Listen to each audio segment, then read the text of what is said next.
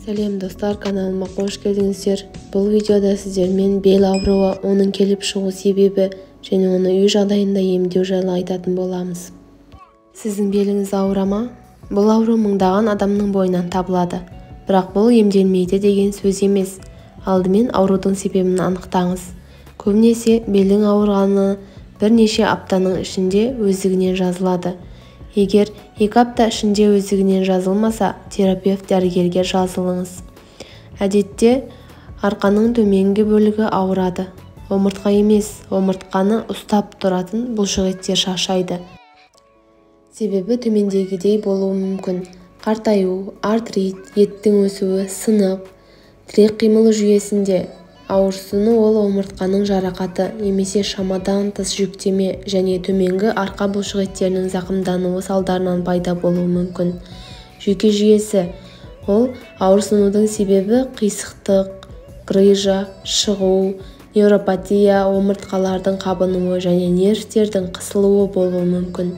Жүйке жүйесі арқадағы ауырсынудың ең көп тараған себебі болып табылады.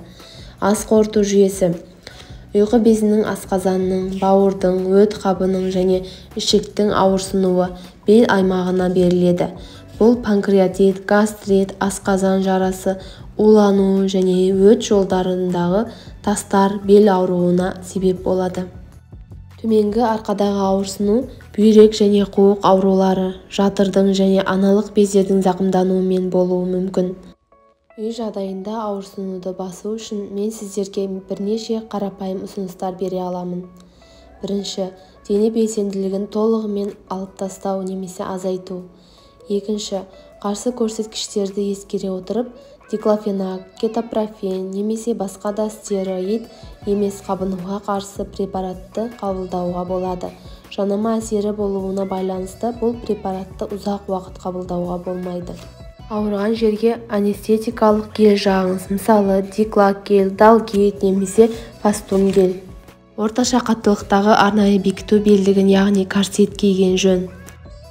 Ыңғайлы позада жатыңыз. Бірінші, 1-2 бүктелген көрпеден тізе астына қойып, шалқасымен жату. Екінші, бүгілген аяқпен ауырған жағыңызға жату. Жедел кезеңде бел аймағына жылыту жақпаларын немесе жылыту жастықшаларын қолданбаңыз. Өйткені жылу тіндердің ісінуін күшейтіп, ауырсынуды күшейтеді. Сондай-ақ тіндердің ісінуін тудырмау үшін ащы және тұзды тағамдардан, кез келген алкогольден біраз уақытқа бас тарту керек.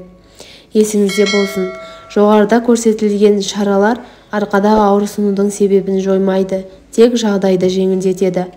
Ауырсынудың негізгі себебін жою үшін дәрігерге барыңыз. Ал достар, видео қандай да бір пайдасын тигізген болса, каналыма жазылып, лайк басып, пікір қалдыруды ұмытпаңыздар.